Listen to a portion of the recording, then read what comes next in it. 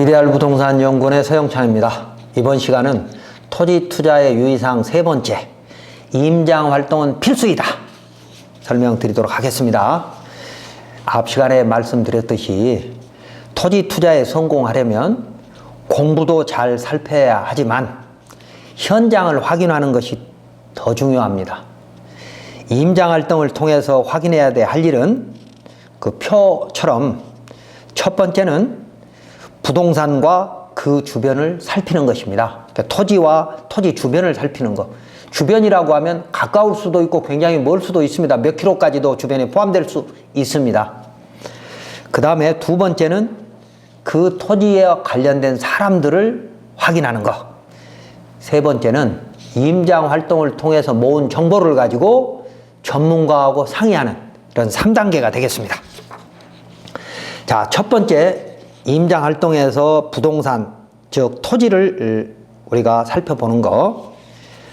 현장에 가서 토지를 확인하는 목적의 첫 번째는 부동산 공부와 현황이 맞는지 비교 확인하는 것이죠. 그리고 두 번째는요, 그 토지 위에 혹시 지상물이 있는지 이고, 세 번째는 그 토지와 토지 주변에 혹시 미공시 권리가 있는지,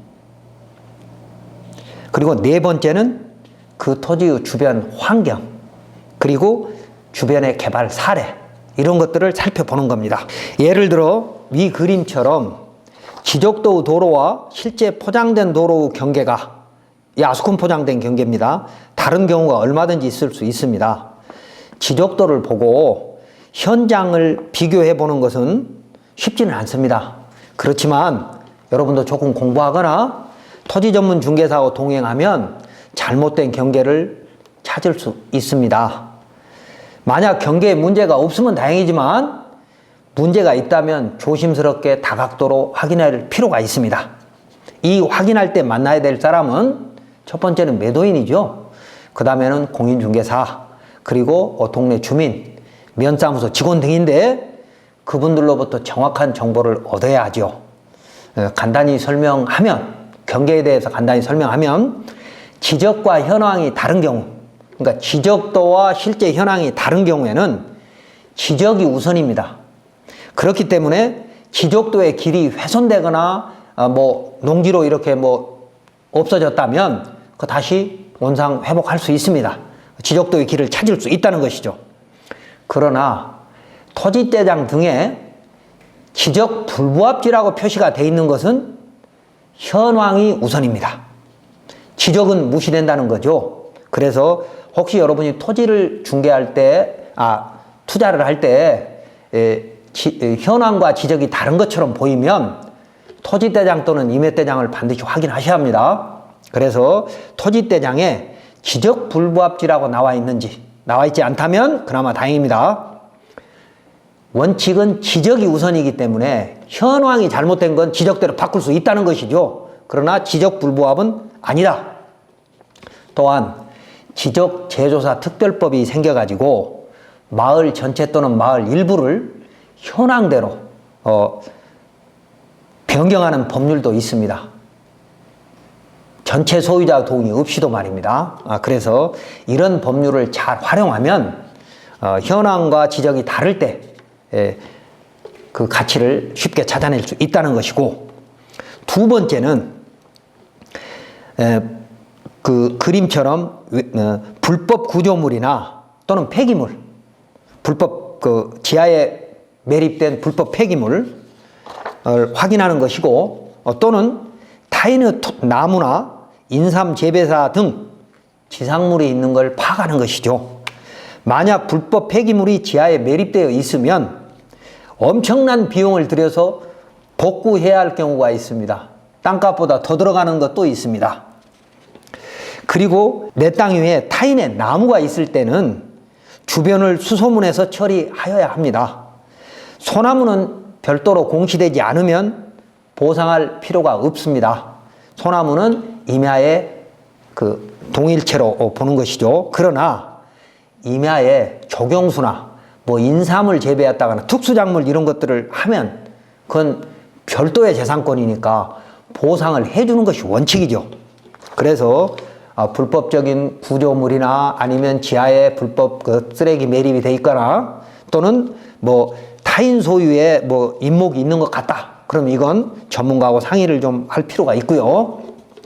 전문가란 법률 전문가는 변호사잖아요. 네, 상의하시고 세 번째는 등기부에 나오지는 않는 또는 지적공부 등에 나오지 않은 타인의 권리가 있을 수 있습니다. 이런 것들을 우리는 미공시 권리라고 하죠. 그래서 미공시 권리는 다음 시간에 제가 설명하기로 하고 네 번째로 우리가 투자하려고 하는 또는 뭐 내가 나중에 전원주택을 짓기 위해서 뭐 200~300평짜리 땅을 살 때는 주변 경치를 반드시 봐야죠. 그런데 혹시 주변에 대형 축사가 있어가지고 환경오염이 문제가 될 수 있는지, 고압선로가 혹시 있는지 이런 것도 잘 살펴봐야 됩니다. 그래서 주변에 개발된 사례가 내 토지에 좋은 영향을 미칠 수도 있지만 나쁜 영향이 미칠 수도 있거든요. 예를 들면 뭐 잘 아시겠습니다만 축사의 냄새는 상당히 역겨울 수도 있고 특히 돈사의 냄새는 저기압인 경우에는 굉장히 멀리 갑니다. 몇 킬로 갈 수도 있습니다. 그래서 유의해야 되고요. 그 다음에 이제 고압선은 뭐 다 여러분이 알고 계시니까 그래서 토지를 보실 때는 주변 환경과 또 그리고 주변에 대형 개발 사례가 있으면 그 개발 사례 때문에 내 땅이 가치가 높아질지 아니면 오히려 뭐 공장 같은 건 사실상 조금 감가 요인이죠. 뭐 이런 것들을 보셔야 된다는 겁니다. 자, 이제 임장 활동을 통해서 현황을 확인해야 된 이유는 여러 가지이지만 자, 몇 가지만 말해보면 지적도의 경계와 현장의 차이가 있는지 내 토지로 사실상 도로 또는 현황 도로 등이 있는지 내 땅에 내가 살려고 하는 땅에 사실상 도로 주민들이 사용하고는 사실상 도로나 현황 도로 등이 있다면 이것도 큰 문제일 수도 있거든요. 그 다음에 내 토지에 타인의 미공시 권리가 있는지 내 임야 위에 묘지가 있을 수도 있잖아요.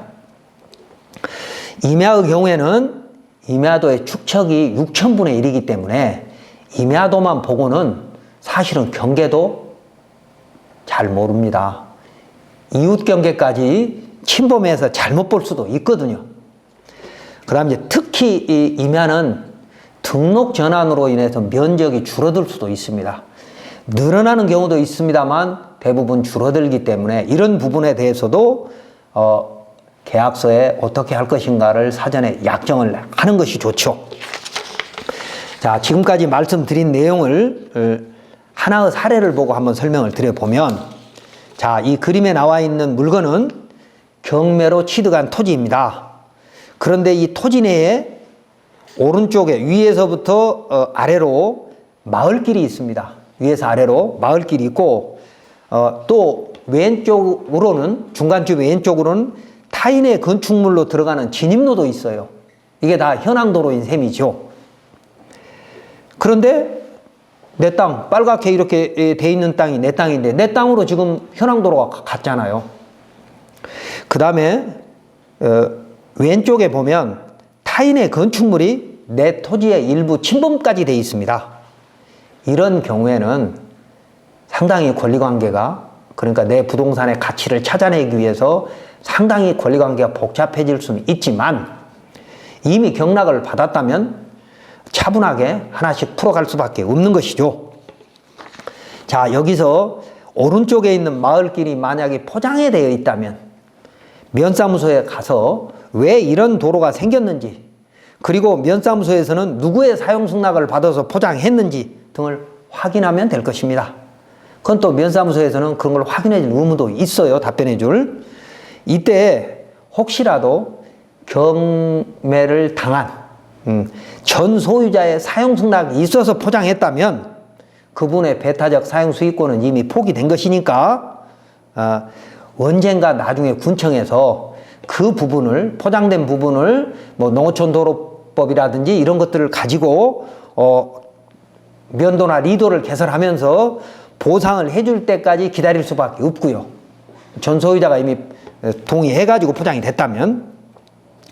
그리고 타인의 건축물이 내 토지에 침범한 것과 또 그 건축물로 들어가는 진입도로가 내 토지를 차지하고 있다면, 그림에 그렇게 돼 있죠. 차지하고 있다면 그 사유를 면사무소와 군청에 가서 행정정보 공개를 통해서 자세히 확인할 필요가 있습니다. 건축 신고의 경우에는 면사무소에서 받았기 때문에 면사무소에 서류가 있을 수도 있고요. 또는 그걸 전부 군청으로 이관됐을 수도 있으니까 면사무소나 군청에 가서 내 토지를 지나가는 현황도로 소유자한테 전 소유자가 사용승낙을 해줬는지 확인할 필요가 있고, 사용승낙을 해줬다 하더라도 또는 그런 근거가 없다면 그 이용자에게, 옆집 주인에게 그 부분만 매수할 것을 권유하거나 또는 이용료를 합의하면 될 것입니다. 그러나 만약에 그 이용자가, 이웃집을 말하는 거죠, 이용자가 무례한 행동을 하면 변호사한테 의뢰해서 소송을 할 수밖에 없죠. 기타 궁금한 사항은 저희 연구원 다른 유튜브를 통해서 공부하면 될 것입니다. 자, 그 다음에 임장 활동에서 우리가 노력해야 될 두 번째 사항, 표를 보시면 여러 사람을 만나서 정확한 정보를 얻는 것이죠. 첫 번째는 매도자로부터 토지 이용에 대한, 그러니까 혹시라도 어떤 단점 내지는 문제점이 있는지에 대해서 진솔하게 얘기를 듣는 것, 매도자 또는 매도 측 중개사로부터 말입니다. 그리고 두 번째는 마을 주민이나 또는 동네 이장한테 확인해 보는 거, 그 다음에 실제로 점유자를 면담하는 것이죠. 실제 그 땅을 농지라면 농지를 지금 실제 사용하는 사람도 있을 거고, 인삼 재배사로 5년 계약해가고 쓰는 사람도 있을 거고요. 그래서 어쨌든 점유자가 있다면 그 점유자 의견도 들어볼 거고, 그 다음에 이제 면사무소 또는 군청의 허가 담당 공무원 의견도 필요하면 들어야 될 필요도 있는 것이죠. 그리고 다섯 번째로는 동네 공인중개사 의견을 들어보는, 그러니까 면소재지에는 공인중개사가 없다면 군청에 들어가서 의견도 물어볼 수도 있고, 군 소재지에 있는 공인중개사 물어볼 수도 있고요. 그래서 이제 확인해 보는 건데, 자, 첫 번째, 매도자, 매도 측 중개사에게는 임장 활동 하기 전에 토지의 현황을 자세히 물어서 추 매매 계약서에 약정할 권리의 하자 또는 물건의 하자를 미리 자연스럽게 물어보면 되죠. 그러니까 우리가 통상적으로 매매 계약을 할 때는 물건의 하자나 권리의 하자에 대해서는 어떻게 하겠다라고 약정이 있잖아요. 약정이 없더라도 민법에 그런 규정이 있으니까 이제 그런 얘기를 하면서 매도자나 매도 측 중개사한테 혹시 이 물건에 미공시 권리나 아니면 또 여러 가지 지적 공부하고 다른 어떤 부분들이 있느냐고 자연스럽게 물어보면 되는 것이죠. 그 다음에 이제 두 번째는 마을 주민이나 이장들한테 물어보는 것은 사실은 인근 주민들이 이 부동산과 또는 이 부동산 소유자에 대한 어떤 감정을 갖고 있냐에 따라서 그 물건의 단점 정보까지 알 수 있는 것이죠. 장점도 알고 단점까지 정보를 확인할 수 있으려면 동네 주민이나 이장한테 물어보는 것도 하나의 방법이라는 겁니다. 그래서 그걸 보고 우리는 탐문조사법이라 그러죠. 그 다음에 세 번째는 점유자 및 사용자, 현재 그 토지를 사용하고 있는 자 의견도 중요합니다. 만약에 내가 지금 건축허가를 받아서 바로 사용해야 한다면, 그 토지를 사용해야 된다면 농지의 경우에는 농작물이 있으면 명도 시점에 대한 합의가 굉장히 중요합니다. 농작물 있는 상태에서는 내 땅이라 하더라도 내 마음대로 건축허가를 받아서 공사할 수 없기 때문이죠. 그 농작물이 수확될 때까지는 적당한 보상을 하고 농작물 소유자에게 적당한 보상을 하지 않으면 건축허가 후에 공사에 착공할 수 없기 때문입니다. 자, 반대로 내가 당장 사용하지 않는다면 그 토지를 관리해 줄 수 있는 동네 사람이 있는지도 확인해야 할 것이고, 만약에 그 토지가 인삼 경작이나 비닐하우스 등의 농업용 특수작물을 재배하는 시설들이 있다, 비닐하우스 시설들이 있다면 그 임대차 계약의 조건 또는 계약서를 미리 확인해야 할 것입니다. 그 다음에 이제 네 번째는 내 토지에 관습상 도로가 있거나, 그림 한번 보십시오. 관습상 도로가 있으면 나는 그 부분을 존중하지 않으면, 어떤 식으로든 그 도로를 이용자를에 대한 이해관계의 보호를 하지 않으면 개발행위 허가가 안 될 수도 있기 때문이죠. 이건 개발행위 허가 운영 지침 그리고 국토계획법에 있는 내용입니다. 자, 그래서 관습상 도로가 있으면 그 부분을 어떻게 처리할 것인가, 그 그림에 나와 있는. 그 다음에 내 토지에 진입로가 포장돼 있더라. 내 토지의 진입로가 말입니다. 포장돼 있는데 그 소유주가 타인이더라. 그러면 그 포장된 이유를 면사무소나 군청에 확인해야 되는 것이죠. 그래서 그런 목적으로 면사무소나 군청의 그 담당자를 만나야 된다는 것입니다. 그리고 혹시라도 포장된 국공유지 때문에 맹지가 되었다거나, 그 그림이 그겁니다. 포장된 국공유지 때문에 맹지가 됐으면 그건 뭐 크게 걱정 안 해도 되죠. 그러나 그 국공유지 소유자로부터 동의를 받지 않으면 도로로 나갈 수가 없거든요. 그래서 또 국공유지 사용허가 또는 대부계약, 이런 것들도 굉장히 중요한 부분이 될 수 있고요. 그 다음에 이제 이 그림처럼 포장됐는데 포장된 사유도로가 있더라. 그러면 이 사유도로 소유자와 어떤 관계일 것인가, 어떻게 처리할 것인가에 대해서는 면사무소나 허가 담당 공무원하고 상의를 할 필요가 있는 것이죠. 그런데 지금 이런 명백하게 건축법도로로 지정되지 않은 사유도로가 있으면 지자체에서는, 허가 공무원은 거의 99.9% 동의가 있어야 된다라고 해석을 합니다.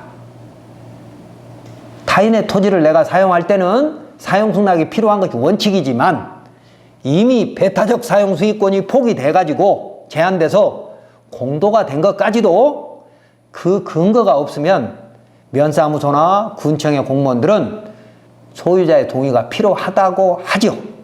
그런 도로에 대해서는 여러분이 잘 공부해서 권리를 찾을 수 있으면 좋겠습니다. 그 다음에 이제 마지막으로 현지 공인중개사에게 그 동네 토지 시장의 변화와 적정한 가격, 시세지요 등에 대해서 의견을 들어보는 것도 굉장히 중요합니다. 그래서 우리가 사람을 만나야 되는 것은 크게 5가지 정도를 임장 활동을 통해서 정확한 정보를 얻어야 하고요. 그 다음에 이제 임장 활동을 통해서 조사된 정보를 모아서 우리가 개발행위 허가를 신청하거나, 또는 지적과 현황이 다르거나, 또는 현황 도로 등이 있으면 그 처리 문제 등은 토목측량설계사무실이 전문가이거든요. 그분한테 상담해야 합니다. 그러니까 당장 개발행위 허가를 통해서 건축허가를 받을 입장에서는 토목사무실에 가서 물어보면 답변이 쫙 할 수 있지만 곧바로 허가를 넣지 않으면 묻기가 쉽지는 않죠. 그래서 그건 이제 토목측량설계사무실한테 자세히 물어서 이 현황 도로나 나중에 건축허가를 넣을 때 또는 개발행위 허가를 넣을 때 이 진입로를 가지고 건축허가 가능하겠느냐, 또는 뭐 사용승낙이 별도로 필요하겠느냐라고 하는 부분들은 상담이 가능할 수 있거든요. 그래서 토목사무실, 그러니까 개발행위 허가는 토목사무실이 전문가고 건축허가는 건축사가 전문가입니다. 가서 물어보시기 바랍니다. 또한 축사 등 건축물이 있거나 또는 뭐 구옥, 뭐 쓰러져가는 구옥도 있을 수 있죠. 또는 농업용 구조물이 있어가지고 그 건축물을 멸실하거나 또는 그곳에 개축 등이 필요할 때는 건축사하고 질문해야죠. 또는 군청, 시군구청의 허가 담당자한테 상의하면 되는데, 건축허가와 개발행위가 복합적으로 있는 경우에는 토목과 건축사한테 물어보는 것이 더 좋을 수도 있습니다. 이럴 때 그 위에, 내 토지 위에 법정 지상권 또는 유치권, 분묘 기지권 등이 성립할 것 같으면 변호사 또는 법무사하고 상의를 할 필요가 있을 것입니다. 법정 지상권이나 유치권, 분묘 기지권은 그 권리를 파괴할 수 있는 방법도 있지만 원칙적으로 굉장히 큰 권리이기 때문에 변호사하고 상의를 하지 않고 너무 단순하게 처리하려고 했다는 크게 낭패를 볼 수도 있다는 것입니다. 기타 맹지라서 싼값의 물건이 나왔거나 좋은 토지 같은데, 환경이나 이런 걸 얘기합니다. 좋은 토지 같은데 권리관계가 복잡해서 경매로 나왔다면 그런 것들은 전문가의 도움을 받아서 저렴하게 구입하는 것도 좋은 투자 방법입니다. 뭐 무섭다고 다 피할 필요는 없다는 것이죠. 토목사무실, 건축, 변호사, 기타 전문가들하고 협의해서 권리가 복잡한 걸 여러분이 스스로 푼다면 시세보다 훨씬 싸게 사서 가치를 높일 수 있는 방안 중에 하나라는 겁니다. 자, 지금까지 임장활동의 중요성을 표로 정리를 해보면, 자, 표를 보십시오.